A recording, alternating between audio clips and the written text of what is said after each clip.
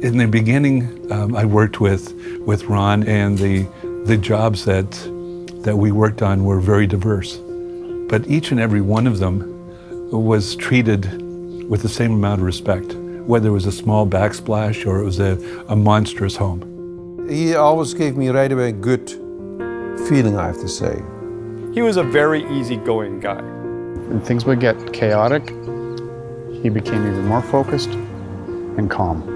I remember going into the shop and there'd be some pretty big problems that had to be dealt with. And my dad would turn around in his chair, go back to writing something on his desk. I've never seen my dad freak out or get fired up over anything. Okay? No, Kevin's gonna need it, Derek. Drink it? No, Kevin's gonna want it. All right, watch the cord, Kevin.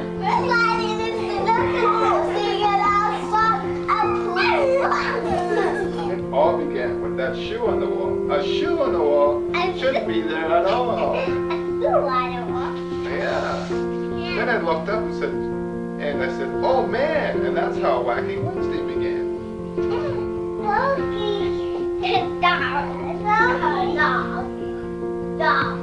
Oh, it's you.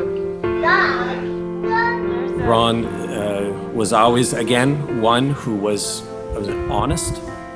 We found him to be very honest and upfront with things. And my impression would be the same. Very professional in his approach, very honest in his comments. Called it the way it was, how he saw it. So we all enjoyed dealing with him because it wasn't going to be a surprise. It was always upfront and open. Deeply committed, family man.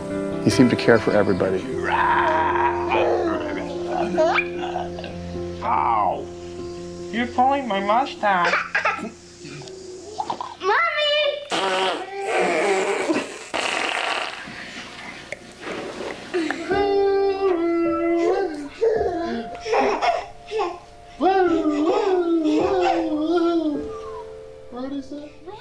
I got an email through from one of the family members. It was seemingly unbelievable. Like, how one day you're going strong, and the next day it's like... When I first found out, which was the biggest shock. We felt for their family, and the first question, of course, is that everybody asks themselves is, well, what's going to happen now?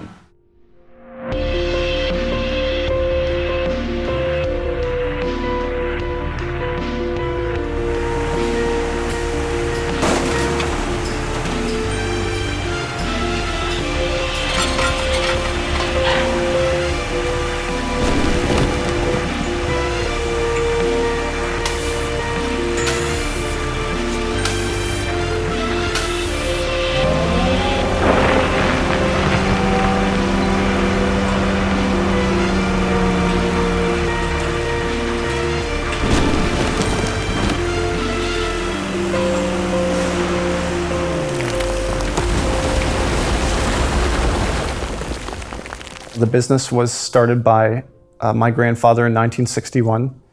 Him and my Oma had came over from Holland. I ended up working for a lumber company, and they made windows and all that and stuff, and kitchen cabinets and all that. I thought to myself, I would like to build my own house, you know. Oh yeah, and he says, if you don't try, you don't know.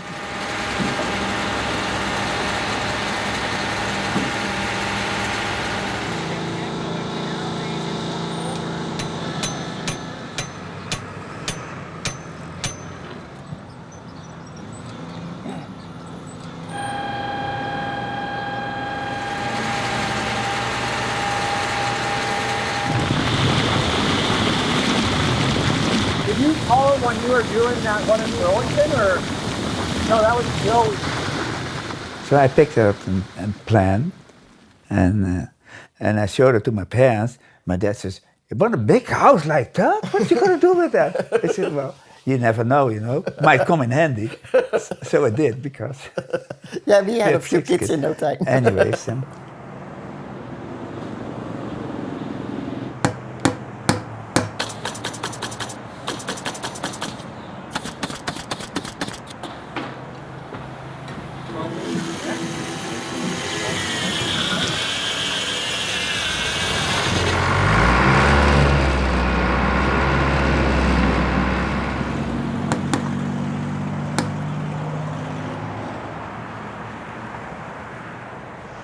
That's the one I built, yeah, right from the start.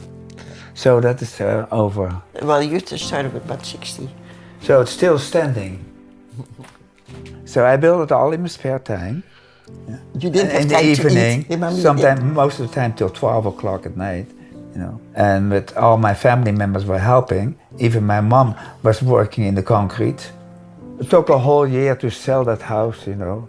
Of course, the profit was nil, you know. In the middle of no nowhere. people come shopping for houses there. Oh, it was so disappointing. And I thought to myself, maybe I should build another one. Maybe then it will go better.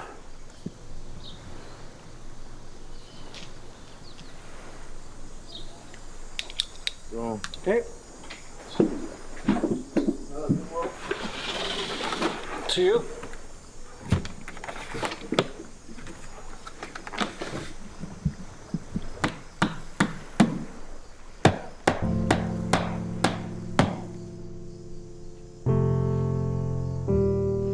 The problem was, in the olden days too, you couldn't go to the bank and get money because you had nothing behind you.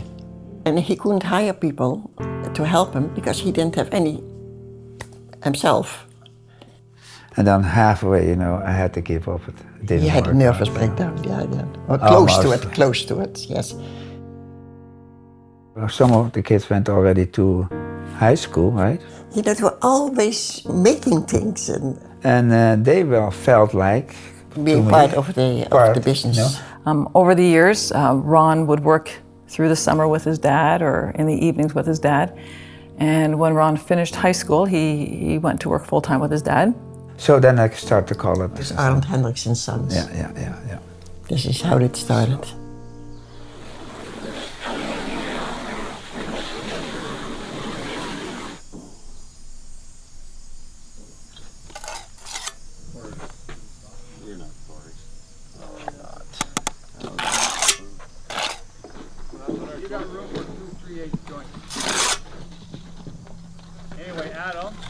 I was proud of my work, always. And proud of the boys. Yeah, I'm proud of the boys, of course, yeah. But it was hard work. Really hard work. I said, you can't go on like this. And I said, I hope, you know, that you can enjoy your old age a little bit more. I said, why don't you start thinking of just quit?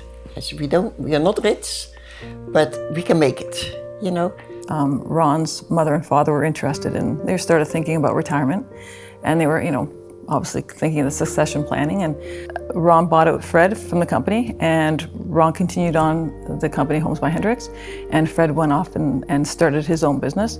At that time, it was obviously a big transition because, you know, Ron was now on his own, so him and I were running the business. You know, we certainly, when this all happened, we just determined that we were going to get busy and just keep on forging ahead and focus on the work and focus on the customers and just keeping that going forward. We did right away, we got an architect. Now, we had some different quotes, of course. So the architect did get all the paperwork together. That was presented to Ron, and he was a person to, listen and that you can make it work it out. I will start with the pool here. You know, this is the pool.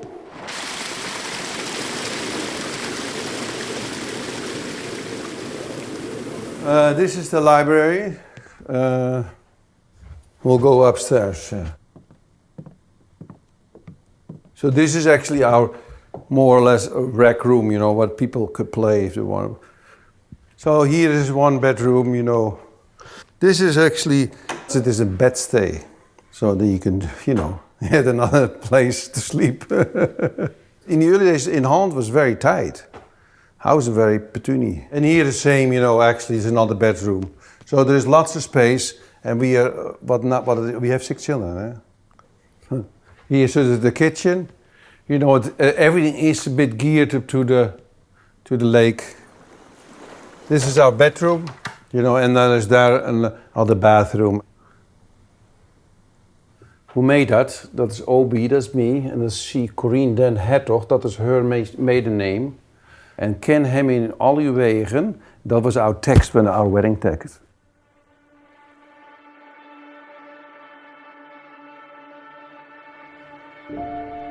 In August of 2012, we had come back from a family camping trip. On the Saturday, and Ron was working on the boat, trying to strap the battery back on the boat. And he was having a hard time figuring out how to work the straps. And then he came in and he said he was tired and just felt a little off. And then Sunday morning, we went to church, and we were sitting in the very front of the church, and he was sitting there, leaning forward and staring at the priest and like picking at his shorts like this. He was staring. And I asked him, I go, "Are you okay?" He goes, "Yeah, I'm just tired. And then he started talking about he just felt fuzzy in the head. His head felt fuzzy. Then the next morning he got up and we had our usual breakfast, and then he went up to the shop to meet with the guys and get all up to date. And he got in the truck and he was trying to figure out how to get from the shop to the one job site. And Ron was like a walking GPS. Like you could drop him in the middle of a forest up north and he would figure his way out. And he told me, what had been happening. He goes, "I'm getting all these deja vu feelings, like where I've seen this before." And it was happening that fast, where he felt himself changing that quickly. And for Ron, like, he was a rock. And to see him like that, I knew that there was something really, really serious. So I called Dr. Manuel's back. I said, "If we go to the Emerge, will they be able to do the CT scan right away?" He goes, "Yeah, and I think you should do that."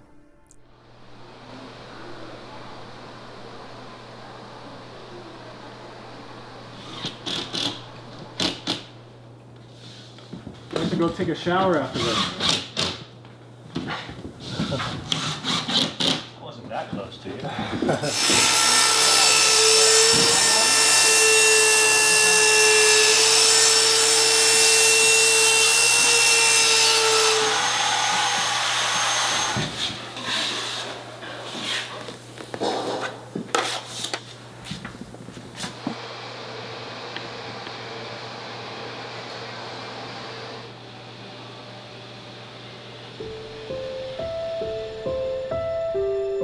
So Ron went at 2 o'clock and I went at 3 o'clock. They did the tests, CT scans, and at 10 o'clock at night, they moved us to a private room.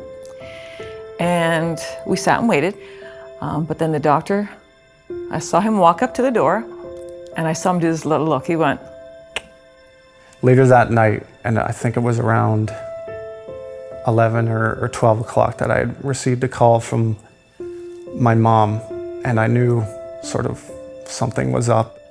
And he walked in, turned the chair backwards, and he sat down. He said, "You have a tumor in your brain. We cannot let you go home because it's to the point where you'll probably start seizuring." And I remember him and I laying together on the gurney and crying because we knew.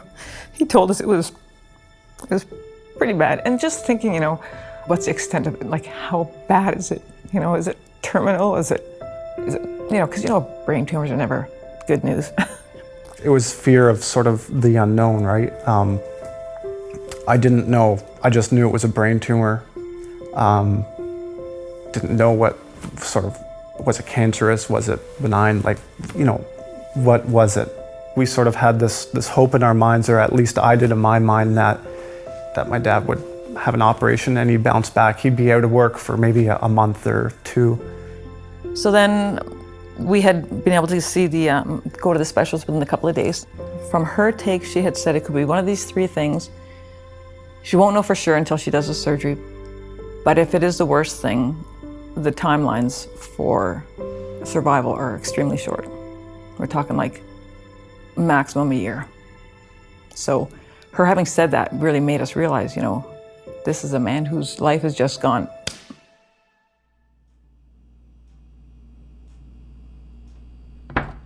I was working on job site as a site supervisor. Ron was going to start working with him, bring him into the office more, working more towards on pricing and meeting with clients and preparing spec sheets and proposals and things like that. We were giving that about 5 to 7 years. That transition happened very, very quickly, over a matter of, I would say, actually a couple weeks. And so Darren came off site and stepped into the office.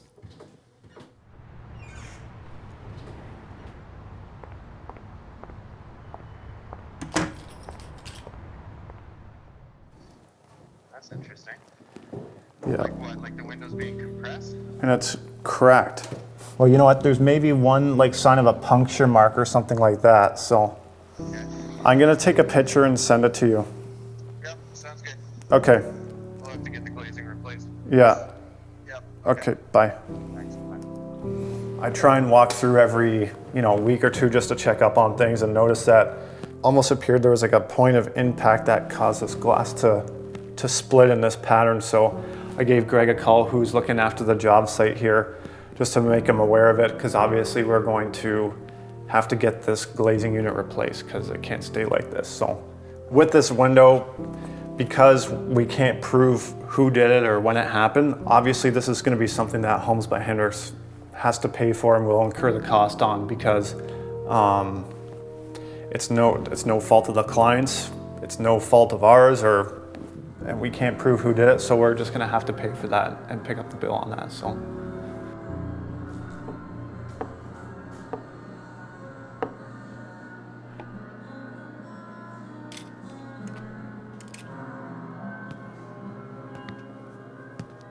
Well, Darren came in and he was young and really, I mean, a huge load to carry with all that changed.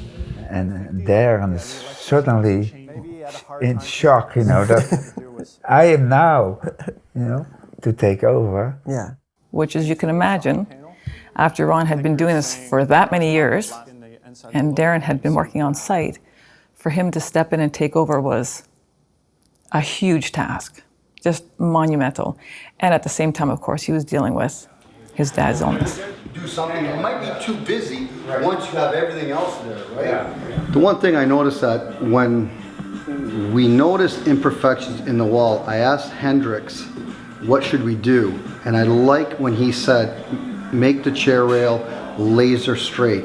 Because we have a little bit of the bow in the wall that from the crowns and the studs, that with the longer walls, if you were to put the chair rail right up against the wall, you'd see a little bit of a bow. So what we're doing is we're actually shimming it out so that on the longer wall, so you get a nice straight run. To achieve that, we have to shim in certain spots to get it nice and straight, laser straight, as they said. But what we need to do is, instead of just caulking this, we're actually going to feather the wall out, because otherwise you'll see the inconsistency in terms of the thickness of the top of the chair rail. So focusing on the details here and trying to get it looking good. So. I wasn't even thinking about business at that point. I was just sort of trying to be there for my dad. I would work during the day, and I would go to see him at night, every night. And I would stay at the hospital until he fell asleep or I was falling asleep. So to try and spend as much time as I could with him. To see someone crying, saying that they were scared of what was going to happen was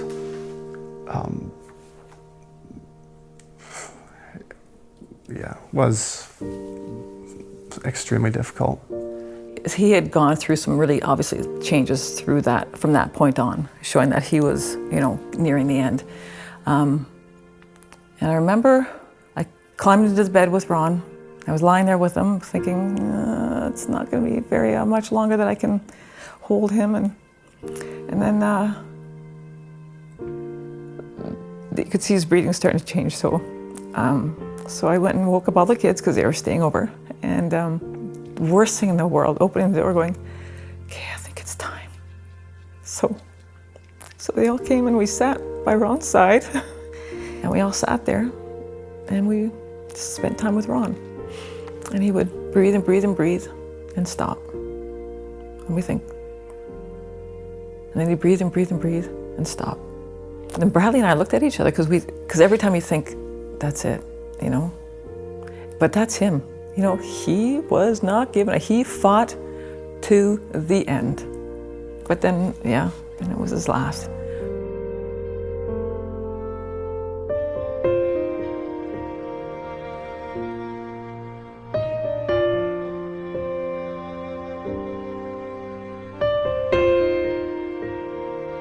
For the longest time I thought, there's going to be a reason why this crazy thing happened.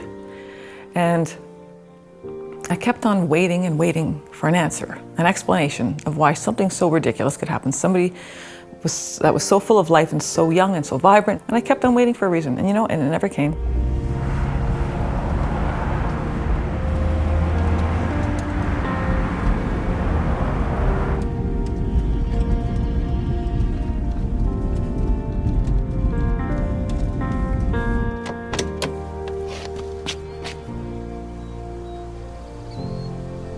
A lot of the things that my dad had done, I have never done before.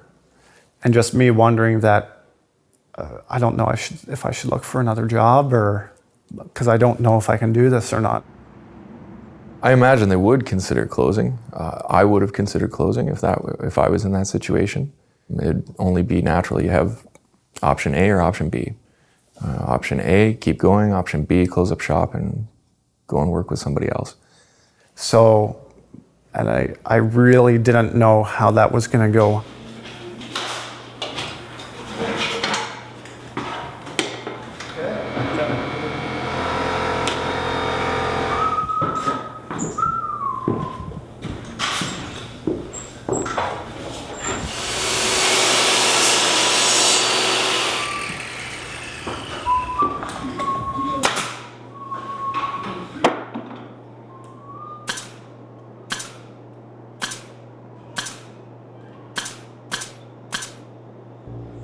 He went through that phase where he thought, okay, am I going to be able to do this? Number one, can I? And number two, do I want to? I did not want to see anything happen to the business at all, like both my mom and I or anybody. I knew of the challenge that the company was up against with Ron passing away, and I knew there were certain struggles that they were going to have. I always sort of admired the company, so I was flattered that they called.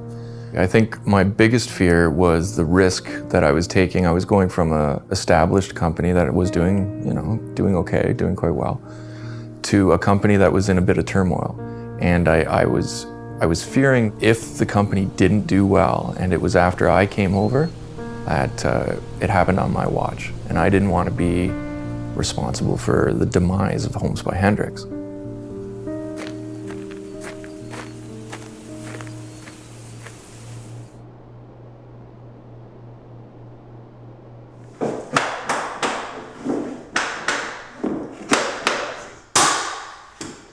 But I thought about this, and I talked about it with my fiance.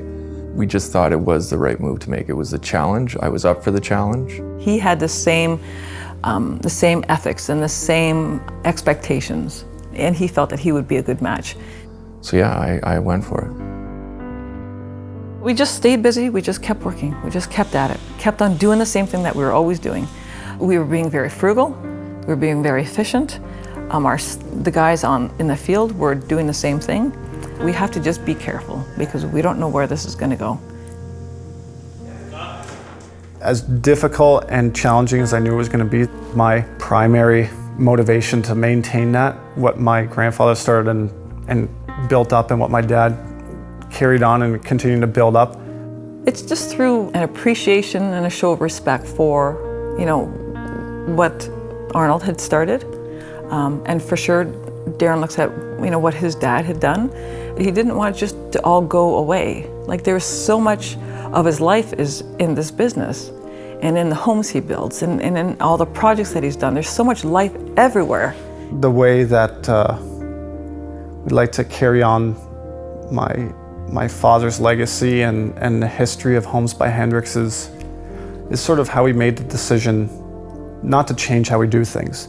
I'd like to honor my dad's legacy by working based on what he established, the core qualities being putting in an honest day's work, doing a quality job, and just building relationships with people.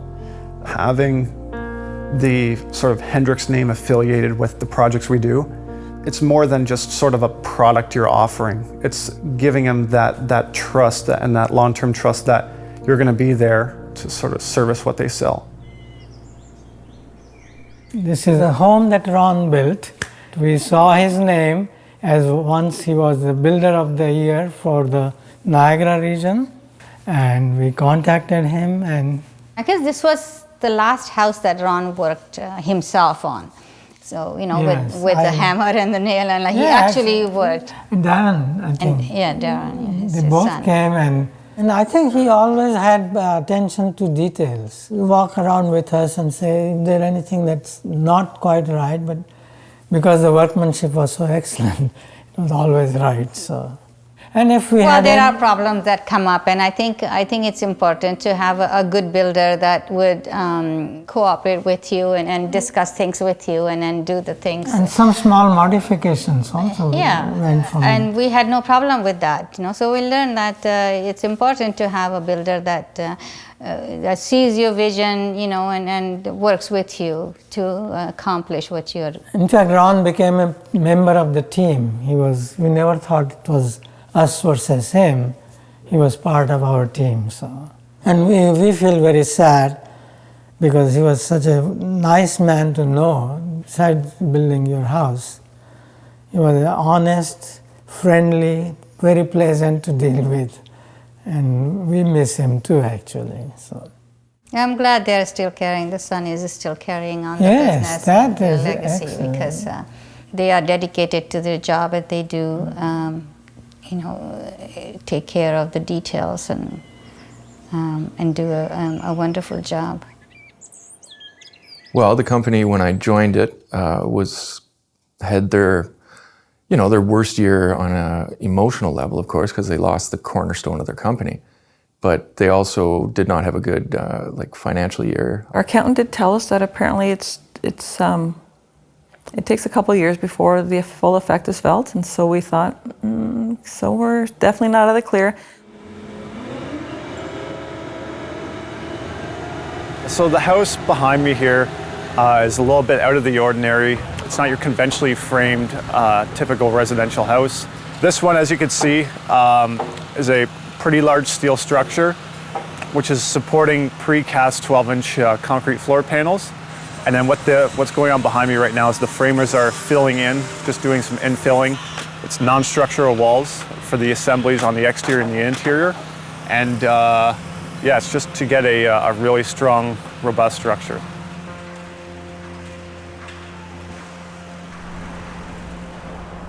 And as time went by, we saw that, you know, the phone kept ringing. In the next 2 years after that, they've had their best 2 years in sales on record in the 50-year history of the company. So it really speaks to what Darren and Yvonne have done for the company. I'm extremely proud of him.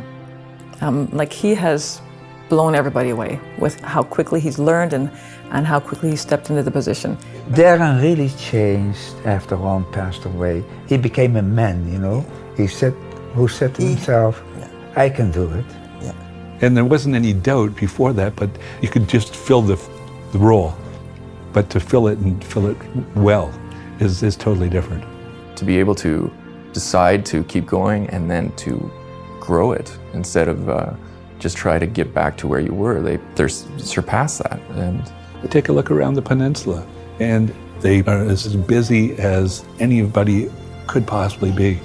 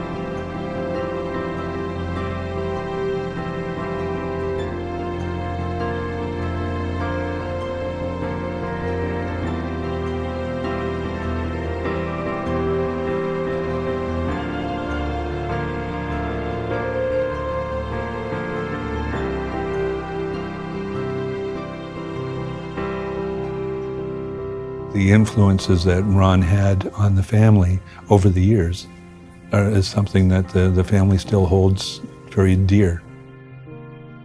The care that he had for his wife, for his children was everything to him. That example what Ron has given in the way he lived. And so that influence is, in my mind, what makes the company what it is.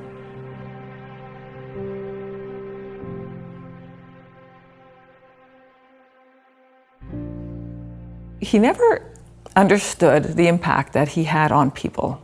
Like, he just did it because he enjoyed doing things. He didn't really think about it. He didn't bother to worry about it. He was just enjoying his life and doing the best that he could with his life. And so at the funeral, I will never forget this. We were sitting outside waiting while everybody was gathering, and we weren't really paying too much attention. And myself and the kids came into the church, and we were standing behind Ron's casket.